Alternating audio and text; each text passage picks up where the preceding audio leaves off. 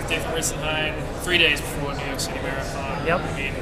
I mean, we just talked. How are you feeling right now? Are you nervous, excited, all that sort of stuff? Yeah, it's just been. I'm a little bit nervous now that I got here and it's actually happening. It feels like everything was just, for the longest time, it was flying by, and then the last 3 weeks it's just been a crawl. It's like now that it's getting close, it just every day seems to take so much longer. There's a lot less time where you're training, especially in the last week, and so I really haven't done any double runs maybe in a week, and so it's like now I have the afternoon, and so it just feels like it's crawling along, and so I think that's naturally what makes you a little bit more nervous too as things come along, and so there's just a lot more time to think, and that's the hardest part. It's a waiting game. Yeah. I mean, I've looked at the fields. I'm sure you have too. There are a few good Africans, but you're right up there in terms of the top guys. Have you thought about winning? Is that something that's crossed your mind that you think? Yeah, I've done a lot of visualizing, a lot of thinking about that, and it's something that, it's been a dream for a long time. I ran my first marathon here 10 years ago, and I went in very naive and didn't quite respect the distance probably, and the competitors who have done so much at that. And so when I did that, went in and I made so many mistakes going in, and so now I look at it and I have a lot of respect for this because it's beat me up so many times, and a lot of times I thought I was ready to go and I wasn't, and a lot of times I surprised myself. I felt like I wasn't ready to go and I did great, and so I just have to trust in where I'm at in training and the things that I've done that I haven't. You can't fake in training, like some workouts you can fake a little bit. There's no faking some of the things that I did, and so it has to give me confidence going in, and so but I can't dictate what Stanley Biwott or DeCisa have done either, and so you don't really know until race day. And so I can control what I've done and try to minimize mistakes. I was running with Neb in the park a little bit yesterday, and that's basically what he said. He's like, well, you can't, like when he ran really well and won here in Boston, you can't really dictate what everybody else has done, and you just have to minimize. You have to make the right decisions in the race, and if you put yourself in that spot in training that you're good enough that you can do it, it's great. But if the best you can do on that day is finish third, fourth, whatever, you just have to be able to come out when it gets hard, because no matter what, it gets hard. Like 20 to 26 miles is hard no matter what, and so you have to be able to rally yourself mentally, I think, at that point. So that's where I'm kind of at right now. I've done a lot of visualizing, but I just try to keep myself confident in the stuff that I've done leading up to it. When you ran that 60-12 at Great North Run, were you surprised at all by how fast you were, how close you were?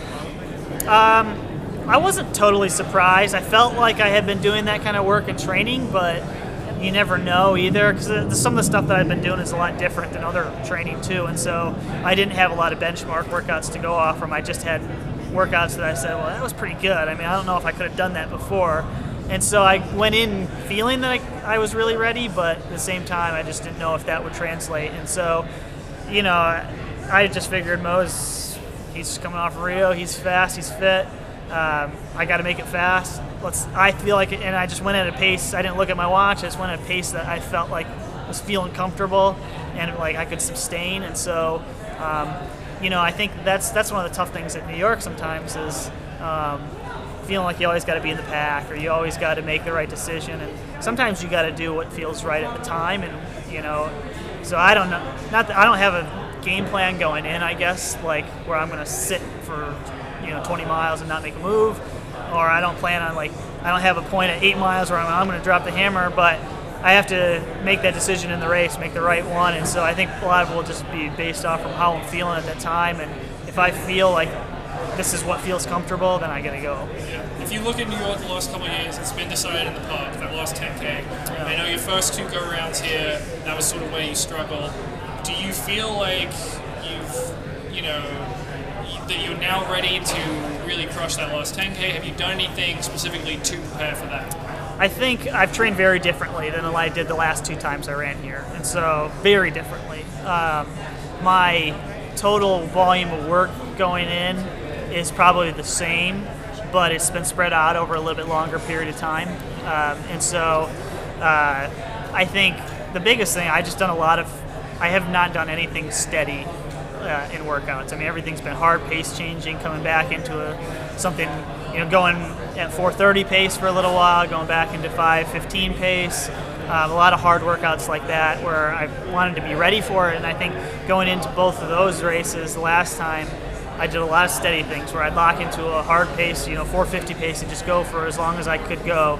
And I haven't done that very much. I've done a lot of hard long runs that were, where I'd run 5:10 to 5:20 pace for most of the 20 miles, but it's been slower than marathon pace. The stuff that I've done in the tempo type work, it's been a lot of just pace changing, going back and forth type work, and so that's something I've been going back basically since early July doing, whereas even before I really started training for the marathon, so to speak. Yeah, I mean, I was talking to Ben Rosario earlier this week, and he was essentially saying that Americans don't really, generally they don't train that way to respond to this hard, 4:30 or 4:35 late marathon. I mean, is that something you've seen, and was there a particular thing that changed your mind about that? Absolutely. For me, I think that was a big part, is coming off from the bridge those two times. I came off from the bridge and had been running 5 to 5:10 type pace, and all of a sudden running 4:30, 4:40, that's very hard. I mean, it's hard to do a 4:30 or 4:40 mile just period, let alone after 16 miles of running hard. And so a lot of times it's not so much not having done enough speed work. Like speed work, anybody can run hard for 800-meter repeats, but like having the power to be able to do that is a different thing. And then being able to absorb the byproduct of that, so to speak. Like, I mean, your blood lactate levels rise like crazy when you do that. And a lot of times what happens, I think, with people is that they just can't handle that influx, and it burns a lot of fuel. But I've tried to train myself to be able to tolerate it. And so whether or not that works, we'll see, I guess. I mean, that's one thing that I've done very differently, though, than in the past. And so it served me well. I know it's less of a fuel issue, like at the half marathon, but at the Great North Run, I felt like that. Every time there was a hill, every time where the pace picked up, I was able to come back out of it, and I feel okay, and I feel fresh again. Even at the end, I was tired. Like, I mean, it was a hard race, but I felt like I was recovering very quickly. And so, but that's very hard to do. And so, like, I didn't go quite as far in distance as I would do. Like, I would never did like 18-mile tempo runs like that. 15 was the max that I did during that. You talked about changing the training behind this build-up, but also, do you think your surroundings and location being back home and different from your past approaches coming in? Partially, what made it, I could do that because I was at sea level. It's harder to do at altitude. I mean, you can't run if you run a 4:30 mile at altitude, it's very hard to come back, unless you slow down to a significantly slow jog. Whereas at sea level, you can do that. And so I trained for 2010 New York at altitude, and 2006 I was in Boulder at the time, so I trained at altitude. I train well at sea level. I mean, altitude definitely helps, but for me, I don't know if I struggle sometimes training at altitude. Like, it makes me tired easy, and so it's just another stressor on the body. And so I've been able to do that, those kind of hard, pace changes, because I've been home at sea level, and so I've tried to do it in locations where I could get exactly what I needed, but not too much. So I try to do a lot of work. Like, all my longer tempos were on a rail trail that was paved, but a lot of my hard long runs, about half of my hard long runs, were on dirt roads, and all my intervals and easy runs are mostly on dirt roads. And so I try to get that stressor of the pavement, in the hard sessions, but I really have to be careful to try to recover between them. And so, but at the same time, I try to train on really not uneven, but hilly terrain too, just because it's easy for me to get consumed at the pace sometimes. And so if I go and I run a really hilly, I ran a really hilly 22 miler at 5:25 pace.